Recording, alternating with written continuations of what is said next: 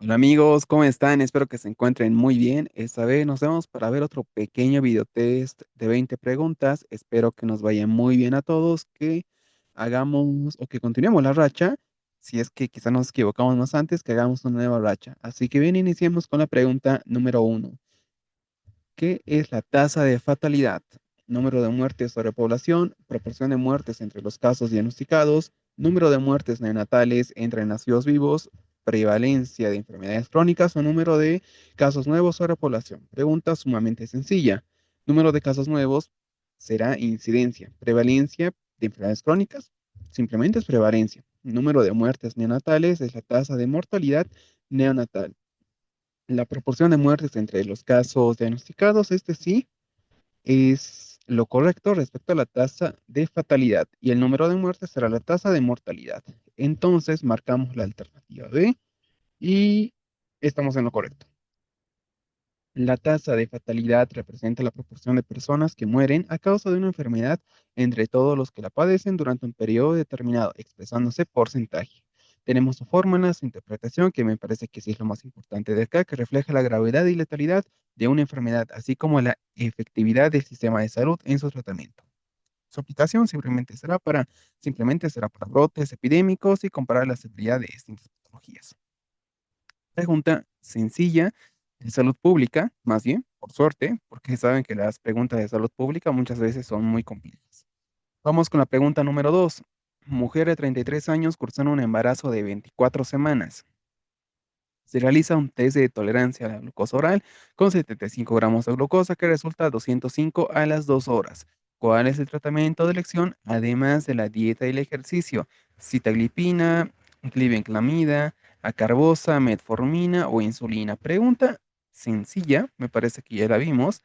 Acá tenemos que el diagnóstico es una paciente que tiene diabetes o diabetes gestacional. Sencillo.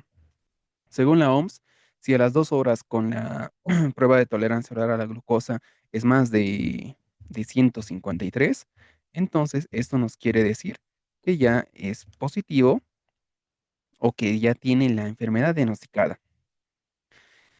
Incluso en la pregunta nos dice que ya se utilizó la dieta y el ejercicio y quiero que no se olviden de esto, que la dieta y el ejercicio es el tratamiento inicial, el tratamiento no farmacológico. En este caso, como no funcionó, lo que nos queda es la insulina. Igual podemos pensar en la metformina, pero la metformina no es el tratamiento de elección. Se usaría en casos tal vez de que la paciente no quiera insulina, tal vez por una contraindicación o que simplemente la paciente prefiere metformina. No hay ningún problema, pero con las otras, con la carbosa, glibenclamida o sitaglipina, sí quizás faltan estudios o que causaría la hipoglucemia por la glibenclamida. Entonces, en este caso, vamos a marcar insulina y vemos que estamos en lo correcto. El diagnóstico corresponde a diabetes mellitus gestacional, cuando las medidas no farmacológicas, dieta adecuada y ejercicio físico no logran mantener las metas glicémicas, se debe iniciar tratamiento farmacológico. Ojo con las medidas no farmacológicas que son importantes acá. El fármaco de elección será la insulina, ya que es segura y no atraviesa la barrera placentaria. Y acá tenemos, en algunos contextos clínicos se utilizan fármacos orales como la metformina o la gliburida, pero su uso debe individualizarse y no reemplaza la insulina como terapia de primera línea. Esto es muy importante. De todas maneras, para una lo que nos sirve, insulina siempre. En el caso que tal vez nos dijera que la paciente rechaza la insulina, entonces ya podemos pensar en metformina. Tampoco es tan complicado. Vamos con la pregunta número 3. Mujer de 48 años con dolor lumbar mecánico de 8 semanas que se alivia de decúbito y empeora al caminar cuesta abajo. Niega fiebre, rigidez o síntomas neurológicos. Hará exploración, marcha en hiperextensión y dolor a la palpación de procesos espinosos L4, L5. La radiografía lateral se ve ligera espondilolistesis de L4 sobre L5. ¿Cuál es el diagnóstico más probable? La espondilolistesis, recuerdan que es como un deslizamiento que hay entre las vértebras. Por eso dice del L4 sobre L5. El diagnóstico más probable será espondilodicitis piógena, espondilolistesis degenerativa lumbar, hernia discal L4, L5, artrosis facetaria o fractura por compresión de L5. Pregunta que sí tiene su grado de complejidad. Aparentemente, vean esto, espondilolistesis piógena. Parece, ¿no? Un nombre muy complicado que debemos tardarnos más de 5 minutos, pero no, acá nos dice piógena. Si al decirnos piógena, lo más seguro es que nos dirá que tenga fiebre, pero acá el paciente niega fiebre, tiene rigidez y síntomas neurológicos, entonces la podemos descartar. Esto no será piógeno.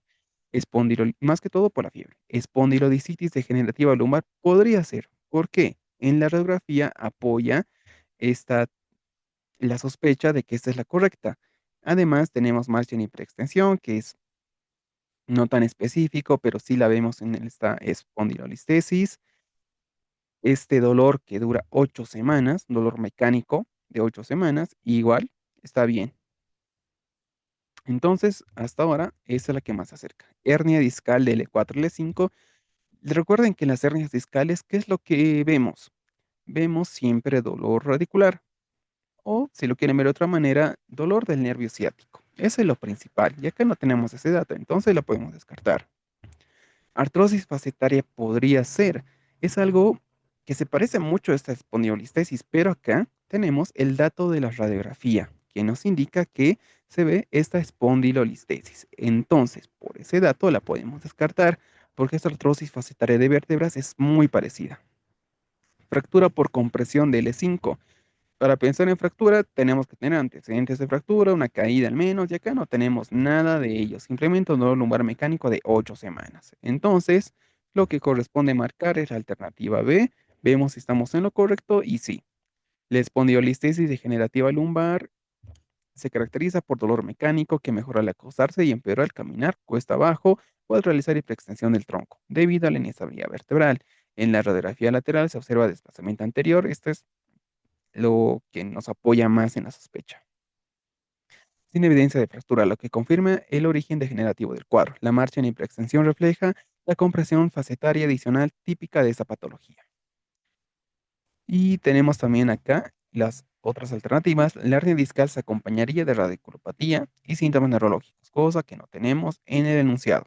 Espondilodicitis piógena cursa con fiebre y signos inflamatorios. La artrosis facetaria genera dolor en extensión, pero no desplazamiento vertebral. Esto yo pienso que más que nos apoya el hecho de que no es esta alternativa, la radiografía. La fractura por compresión causa colapso vertebral y dolor agudo tras trauma mínimo. Y sí, por eso no tenemos ese antecedente, que es importantísimo para pensar en fractura. Pregunta que estaba, parecía compleja, pero vimos que estaba fácil. 4. ¿Qué suplemento enzimático se utiliza para aliviar síntomas de intolerancia a la lactosa? Pepsina, lipasa, milasa, lactasa o proteasa. Pregunta buena para recordar. Proteasa y pepsina se utilizarán enzimas que dijeran que proteínas. La lipasa digiere lípidos y la milasa digiere almidones. Entonces nos quedamos simplemente con la lactasa. Pregunta muy bonita para recordar. La intolerancia a la lactosa se produce cuando la actividad de la enzima lactasa en el borde del cepillo del intestino delgado es insuficiente, lo que impide escindir la lactosa en su monosacárido absorbible. Simplemente debemos recordar eso, porque lo demás quizás sea un poco más detallado que no nos va a servir de mucho, ya que simplemente es para recordar esa pregunta. Y está sencilla. Vamos con la pregunta número 5. ¿Qué prueba es el gol estándar para evaluar fibrosis hepática en crónicos? En pacientes crónicos. Serología viral, biopsia hepática, radiografía de tórax, elastografía de fibroscan, prueba de esfuerzo. O sea que quizás muchos, al ver las alternativas, y si están controlando su tiempo, hubiera marcado elastografía de FibroScan, pero no. Esta elastografía de FibroScan no sirve para el seguimiento de la fibrosis hepática. Simplemente para eso, ese es el detalle más importante. Biopsia acá es el gol estándar. Siempre será la biopsia para fibrosis hepática el gol estándar. Ya que serología viral, radiografía de tórax, prueba de esfuerzo, pues no son propios o no son específicos de la fibrosis hepática. Entonces marcamos biopsia. Y estamos en lo correcto. Recuerden, elastografía de FibroScan para seguimiento. La biopsia hepática es el gold estándar para el diagnóstico histológico de enfermedades del hígado. Es un procedimiento invasivo que obtiene, esta elastografía no es invasiva, también otro dato importante. Mientras que la biopsia es un proceso invasivo que tiene una muestra de tejido para su análisis microscópico, permitiendo evaluar la arquitectura del hígado, el grado de inflamación y la cantidad de fibrosis o esteatosis. La técnica más común es la percutánea guiada por ecografía, mientras que la vía transyugular se reserva para pacientes con alto riesgo de sangrado. Pregunta muy buena. Incluso acá tenemos sobre la elastografía. Hoy en día, métodos no invasivos como la elastografía o el FibroScan que mide la rigidez del hígado se han convertido en primera línea para evaluar el grado de fibrosis en la mayoría de las hepatopatías crónicas. La biopsia se reserva para casos donde el diagnóstico de la causa de la enfermedad es incierto o cuando los test no invasivos son contradictorios. Por eso es de elección. Vamos con la pregunta número 6. ¿Qué manifestaciones cardiovasculares es típica? ¿Qué manifestación cardiovascular es típica del hipotiroidismo? Hipertensión pulmonar, extrasístoles frecuentes, bradicardia sinusal, taquicardia supraventricular o soplo aórtico. Hipertensión pulmonar mm, no es típico del hipotiroidismo. Hipertensión pulmonar se verá, no sé, en un cor pulmonar, por ejemplo. Extrasístoles frecuentes, el extrasístole puede dar, saben que hay extrasístoles aisladas, así que no es algo típico tampoco del hipotiroidismo. Bradicardia sinusal, sí. ¿Por qué? Recuerden eso, o intenten asociarlo. Hipo, o sea, bajo. Bradicardia, igual es bajo. Sencillo. Taquicardia será lo contrario. La veremos en hipertiroidismo y soplo aórtico que puede ser de alguna valvulopatía. Entonces, simplemente marcamos acá bradicardia sinusal y estamos en lo correcto.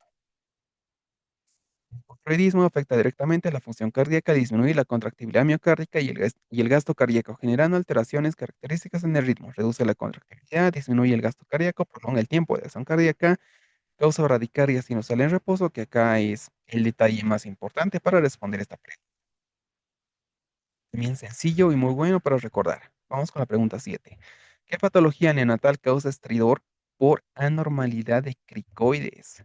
Estenosis subglótica congénita, asma infantil, hipoplasia pulmonar, reflejo gastroesofágico o laringitis bacteriana. Patología neonatal que causa estridor. Laringitis bacteriana sí causa estridor, pero no tenemos antecedentes de que haya bacteriano. Simplemente nos pregunta la que causa estridor por anormalidad de cricoides. ¿Reflujo gastroesofágico? No. Hipoplasia pulmonar afectará disminuye la función pulmonar. Asma infantil que no causa estridor y nos quedamos con estenosis subglótica congénita.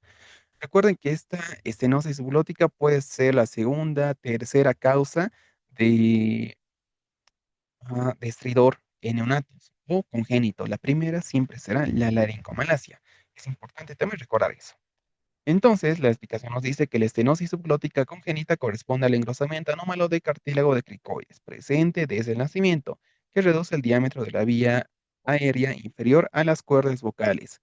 Ese estrechamiento causa estridor respiratorio persistente, especialmente durante el esfuerzo o la agitación debido a la limitación del flujo aéreo. Se diagnostica mediante la broncoscopía. Pregunta muy buena. Vamos con la pregunta 8. Paciente con hipotiroidismo subclínico, colesterol LDH elevado. ¿Cuál beneficio puede tener el tratamiento con levo? Nefrolitiasis, hipoglucemia recurrente, aumento de triglicéridos, hipertensión o reducción del LDL y mejora del perfil lipídico. Esto nos sirve para recordar y es muy buena pregunta. ¿Cómo es el laboratorio de un hipotiroidismo subclínico? La TSH estará elevada y la T4 puede estar normal o está normal. Y esto y a esta patología, ¿cuándo debemos tratarla? Cuando la TSH esté arriba de 10 o, si es menos, cuando tenga LDL elevado o alguna dislipidemia, cuando sea mujer embarazada o cuando tenga síntomas. En esos casos, si está menos de 10, también podemos dar el tratamiento que es levotiroxina. En este caso, Pues nefrolitiasis, hipoglucemia, aumento de triglicéridos, hipertensión no están para nada relacionados. Simplemente será la reducción del LDL y mejoría del perfil lipídico. Pregunta muy importante, más que todo, también para recordar. La explicación nos dice que el tratamiento del hipotiroidismo subclínico con levo puede ofrecer beneficios metabólicos y cardiovasculares, especialmente en pacientes con TSH elevada o dislipidemia asociada. Acá tenemos el beneficio es evidente cuando la TSH supera los 10, pero en casos leves, menos de 10 sin síntomas, puede optarse por la monitorización periódica. Eso es cierto, pero si tiene datos, los que les dije, menos de 10 con dislipidemias o con riesgo de dislipidemias, con síntomas o una paciente embarazada, sí o sí debemos de tratar. Vamos con la pregunta 9. ¿Qué estudio bioquímico complementario se utiliza para apoyar la reacción leucemoide? ¿Cuándo se da esta reacción leucemoide? Los leucocitos estarán por encima de ¿cuánto? De 50.000. ¿Y esto dónde lo vemos? En infecciones o en inflamación, pero realmente grave. Y las alternativas son TSH baja, bilirrubina total alta, LDL elevada, amilasa reducida o proteína C reactiva elevada. Sencillo, es simplemente lo que acabamos de decir. TSH, patología tiroidea, bilirrubina total, patología hepática, LDL de dislipidemia, amilasa reducida, no tiene nada que ver acá. Y proteína C reactiva, pues sí, porque será un marcador de inflamación. Y la reacción hemolytic está muy relacionada a una infección grave que causa inflamación grave o a los dos.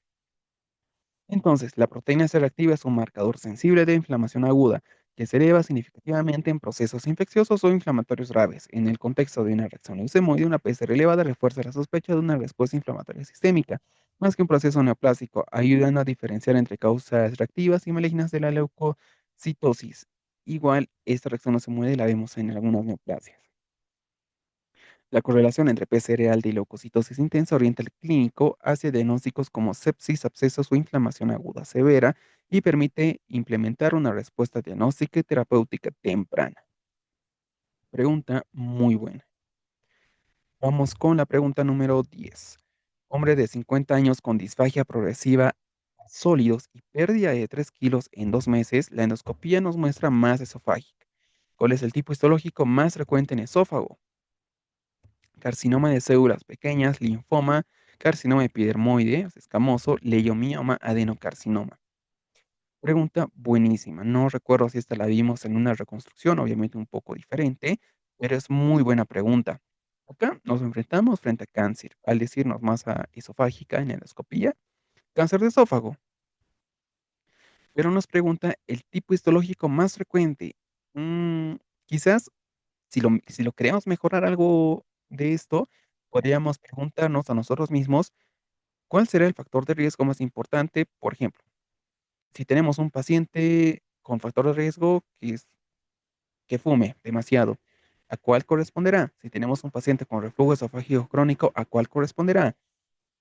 Tenemos carcinoma de células pequeñas, linfoma, epidermoide, leiomioma, adenocarcinoma. Recuerden que el linfoma, leiomioma y carcinoma de células pequeñas en esófago serían realmente muy raros. Los podemos descartar.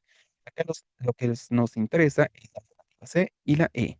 El carcinoma epidermoide está relacionado a pacientes con datos de tabaquismo, por ejemplo, es lo más frecuente y lo más típico.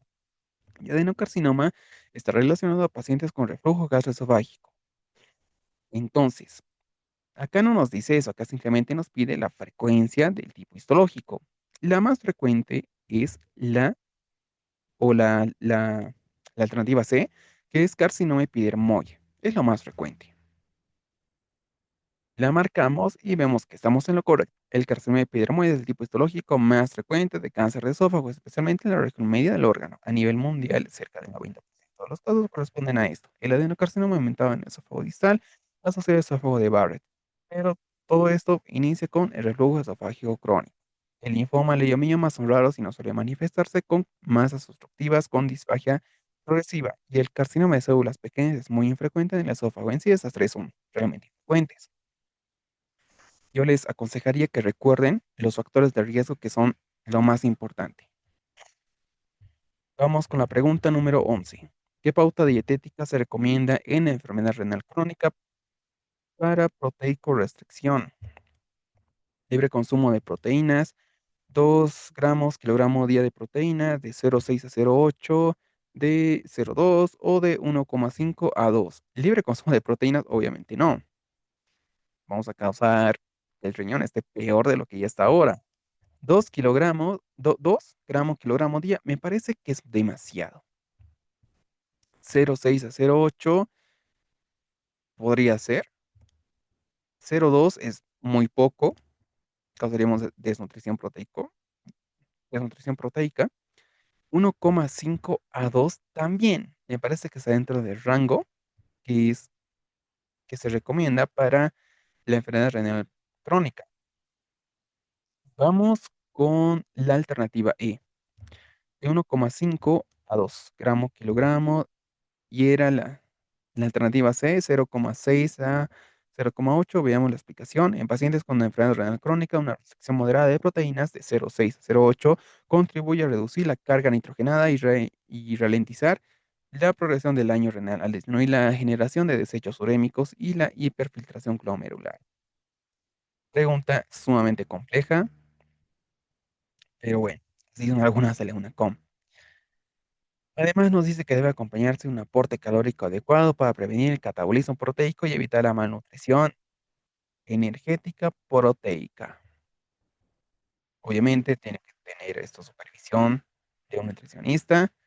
Y también tenemos que en fases avanzadas puede requerir el uso de dietas muy bajas en proteínas, suplementadas con queratoanálogos o aminoácidos esenciales. Eso ya lo complica mucho más. Vamos con la pregunta número 12. Hombre de 47 años con SAF, síndrome antifosfolípido, controlado con warfarina. Y hombre, la verdad me parece muy raro. Acude por traumatismo menor en pierna izquierda, presenta dolor, palidez y frialdad local. El INR está en rango terapéutico. ¿Cuál es la causa más probable de sus síntomas? Celulitis bacteriana, trombosis arterial aguda a pesar de la anticoagulación, fenómeno de Raynaud, síndrome de compartimento o hematoma subcutáneo masivo. Pregunta muy, pero muy interesante. No estoy seguro si vimos esto en una reconstrucción, pero igual me parece altamente rentable para la UNACOM. Primero, antecedente de SAF. Dice que está controlado, pero el paciente que tiene datos de isquemia, dolor, palidez, frialdad, a pesar de que el INR está bien. Celulitis, pienso que hasta este punto ya todos saben la alternativa correcta.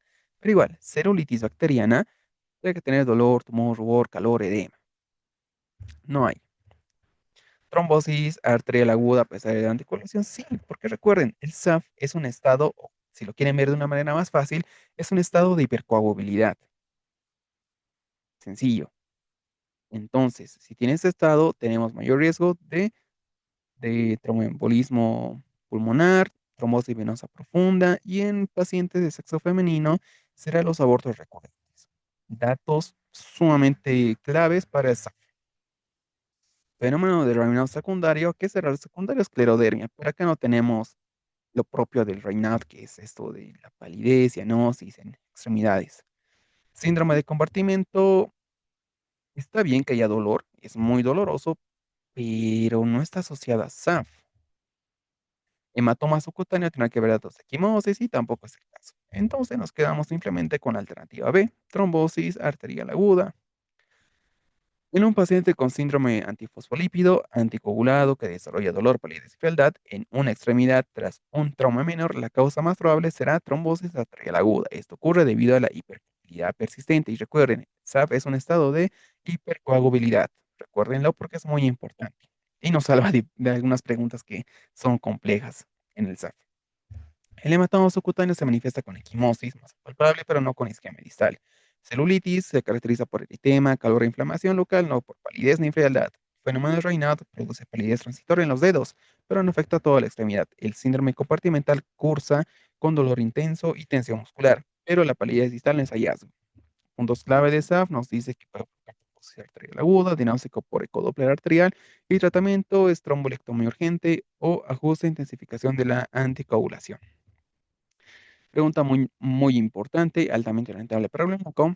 Vamos con la pregunta 13. Mujer de 30 años con infertilidad de 2 años y ciclos irregulares. Niveles de LH y FSH normales. Prolactina normal. ¿Cuál es el estudio diagnóstico inicial más apropiado? Histerosalpingografía, ecografía transvaginal, prueba de reserva ovárica, perfil tiroideo o citogenética. Para pensar en citogenética en una paciente con LH-FSH normal, prolactina normal, que tiene ciclos irregulares e infertilidad, pues no. Esto lo podemos pedir en abortos a repetición, quizás. Este no es el caso. Perfil tiroideo no tiene nada que ver esto.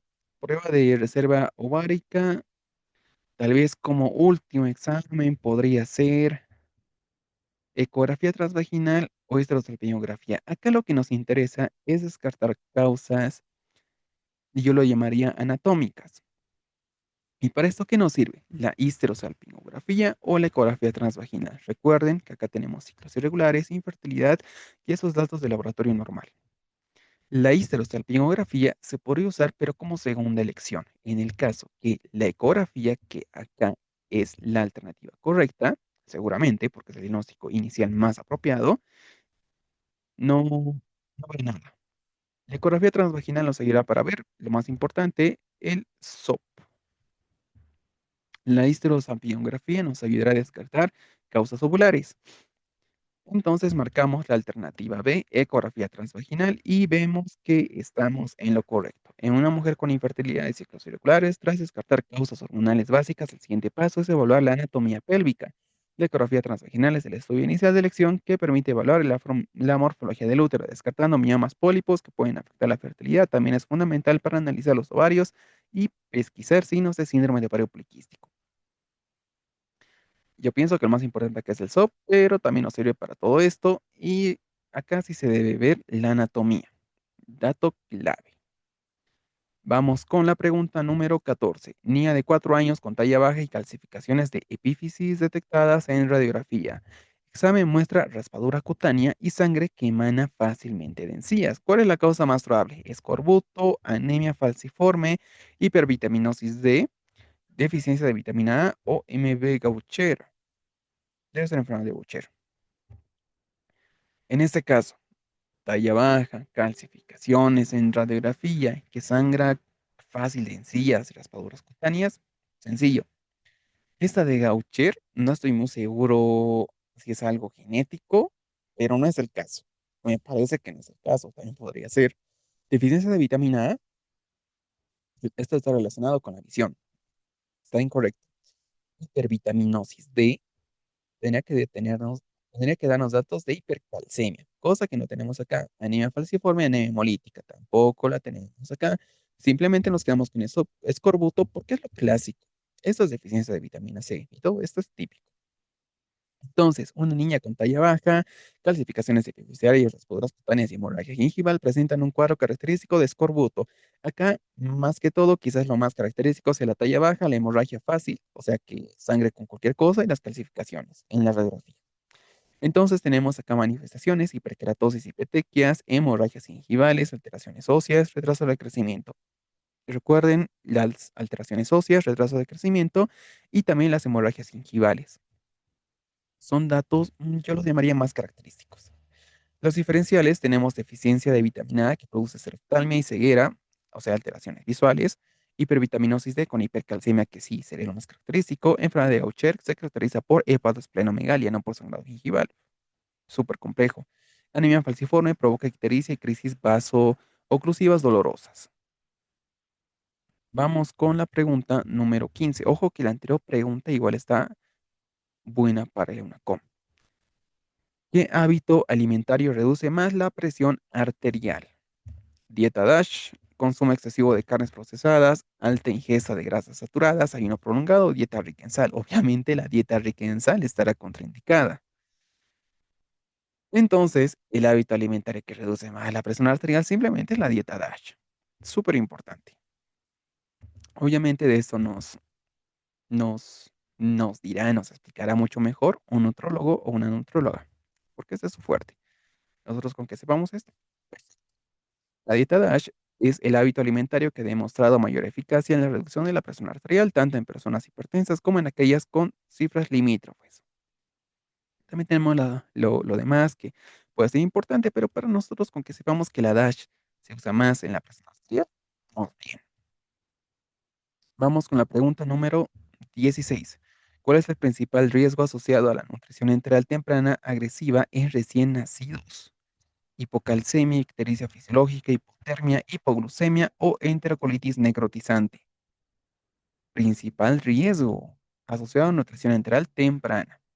Hipocalcemia, no, esto será en recién nacido, pero en prematuros. Sí podría haber, pero que esté asociado a la nutrición enteral, no. Ictericia fisiológica, esto es por la lactancia materna. Hipotermia, esto será por el entorno. Hipoglucemia en pacientes con hijos de madre diabética, pero asociado a nutrición tampoco. Acá lo que sí sería un riesgo muy importante en recién nacidos que les den comida, pues era la enterocolitis necrotizante, lo más seguro y también que es muy peligroso.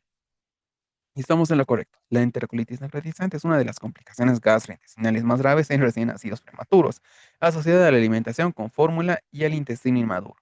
Se desencadena frecuentemente al introducir volúmenes iniciales excesivos de alimentación en un sistema digestivo inmaduro. Y sí, y aunque no crean, esto pasa, que les dan frituras o les dan snacks a recién nacidos. Imagínense a un recién nacido prematuro. Es mucho más complejo, pero pasa. Vamos con la pregunta número 17. ¿Cuál es el mecanismo de acción principal del metronidazol en Clostridium difficile? Bloqueo de la síntesis proteica, inhibición de la topoisomerasa, generación de radicales libres que dañan el ADN, inhibición de la pared celular o antagonismo de receptores NR. Pregunta que también está compleja, pero es para recordar fármaco. Vamos con la más sencilla, que sería pared celular, es a los betalactámicos. Obviamente, bloqueo de síntesis proteica, o sea, aminoglucósidos, macrólidos, topoisomerasa, quinolonas. Estos receptores de QNR me parece que también son las quinolonas. Dejándonos con cuál, con la alternativa C. Generando o generación de radicales libres que dañan el ADN. Cortamos y estamos bien. Y nos dice, metronidazol es un nitrimidazol que actúa como profármaco en condiciones anaerobias. Las bacterias como Clostridoides difficile reducen su propio nitro mediante toxinas y otras oxirreductasas generando radicales libres, nitro y especies reactivas que se intercalan en el ADN. Una explicación sumamente compleja, pero ya sabemos el mecanismo de acción principal por el cual el metronidazol es muy bueno frente al Clostridium difficile. Es para recordar fármaco, pero que igual estaba bien. Vamos con la 18. Hombre de 30 años, fumador crónico, presenta dolor intenso en pies, úlceras digitales y gangrena en dedos. ¿Qué sería el diagnóstico más probable? Panarteritis nodosa, tromboangiitis obliterante, vasculitis leucocitoblástica, arteritis de Takayasu, síndrome de reinado primario. El reinado primario, ¿qué es lo más característico que vamos a ver? Será esa vascularización de extremidades, donde, por ejemplo, los dedos se colocan pálidos, luego cianóticos, una especie de rubor debido a estrés, es lo más típico, o a frío. Sencillo. Acá no es el caso. Arteritis de Takayasu, también llamada la enfermedad sin pulso, porque se pierde el pulso. También tenemos claudicación de extremidades superiores. No es el caso. Vasculitis leucocitoblástica, esa es más rara, al ser una vasculitis, obviamente, púrpura y quizás asociada a infecciones, por eso una leucocitoblástica. Tromboangiitis obliterante, sí tiene esto de úlceras digitales y gangrena, pero no estoy muy seguro si la edad coincide y también hay dolor en los pies. Vamos a dejar así. Panarteritis nodosa. Panarteritis nodosa, lo más característico son las lesiones cutáneas, que es lívido reticulares, también algunos nódulos, cosa que acá tampoco tenemos. Entonces vamos por la alternativa D. Ojo que esta tromboangiitis obliterante es algo raro, muy raro. Ya estamos en lo correcto. La tromboangiitis obliterante o enfermedad de Burger es una vasculitis no aterosclerótica que afecta arterias y venas de pequeño y mediano calibre, o sea, principalmente en hombres jóvenes fumadores ya. Entonces, estábamos bien respecto a la edad y caracteriza por dolor en extremidades. Úlceras digitales, que sí es lo más característico, me parecía. Y ya tenemos los diferenciales. La panarteritis nodosa compromete arterias medianas si no están asociadas y no se asocian tan estrechamente. La arteritis de Takayasu afecta grandes vasos en mujeres jóvenes. El fenómeno de Raynaud produce cambios de coloración y dolor, es típico, y vasculitis leucocitolásica compromete vasos cutáneos pequeños sin afectación de arterias digitales profundas. Aspectos claves de la enfermedad de Berger se relaciona mucho al tabaco, y si ese era el único antecedente que daba. La angiografía no sirve y su tratamiento será con la suspensión del tabaco y en casos avanzados amputación. Complejo, pero bueno, no sirve. Yo lo veo también muy rentable para com y también complejo. Testes de laboratorio descausa causas reversibles de demencia. Niveles séricos de vitamina, pregunta 19. Niveles séricos de vitamina B12, perfil lipídico completo, proteína C reactiva, perfil o hemoglobina glicada. Causas reversibles de demencia. Sencillo. Hemoglobina glicada, no. Diabetes, perfil hepático, alteraciones hepáticas, proteína C reactiva, ya dijimos muchas veces en este video. Inflamación, perfil lipídico. Niveles séricos de vitamina B12, sí. Si está bajos los niveles séricos, niveles de vitamina B12, tenemos deterioro cognitivo. Ya marcamos y estamos en lo correcto. La deficiencia de B12 puede causar deterioro cognitivo irreversible, por lo que su medicación o su medición forma parte esencial del estudio de demencia. Niveles bajos de B12 pueden causar problemas de memoria, concentración y atención que simulan una demencia verdadera. Esta condición es tratable mediante la suplementación, lo que puede revertir total o parcialmente los síntomas cognitivos. Por ello, la vitamina B12 ayuda a descartar causas reversibles. Y recuerden, no es solamente que venga un paciente que quiere la B12 y le inyectemos, o le demos receta, es algo más complejo. Vamos con la pregunta número 20. ¿Qué estudio de imagen inicial se realiza en metástasis hepáticas sospechadas? Ah, tomografía abdominopélvica con contraste, ecografía Doppler testicular, resonancia craneal, gamografía ósea y radiografía de tórax. Esta es sencilla. Radiografía de tórax no nos va a servir, son metástasis hepáticas, gamografía ósea, no sé, metástasis óseas, resonancia craneal, metástasis de hueso de cráneo, ecografía testicular tampoco, la tomografía sí, la tomografía nos sirve para etipificar y acá como estudio inicial igual podría ser. No estoy más seguro si también una ecografía nos servirá. Pienso que sí, tal vez inicial sí sería ecografía, pero no tenemos esa alternativa, así que tomografía será lo que corresponde. La tomografía computarizada abdominopélica con contraste es una herramienta esencial en la estadificación y evolución de la extensión del cáncer colorectal. Ah, pero aquí dice cáncer. Pero igual, acá lo que nos sirve es la tomografía también, es buena, pero recuerden que para una, ¿qué es esto de las metástasis hepáticas? Ecografía no sirve. Que no haya esa alternativa, tomografía igual, buena. Acá sí me parece importante esta pregunta que sí está muy compleja, realmente compleja. Y ojo, que esto sí igual no sirve. No recuerdo si esto entró en una recomendación de la UNACOM, me parece que sí, en una de las más antiguas. Así que cuidado con ese tipo de preguntas. En fin, espero que hayan respondido todos muy bien, que hayan conseguido responder las 20 preguntas. Nos vemos en otro video y sigamos estudiando.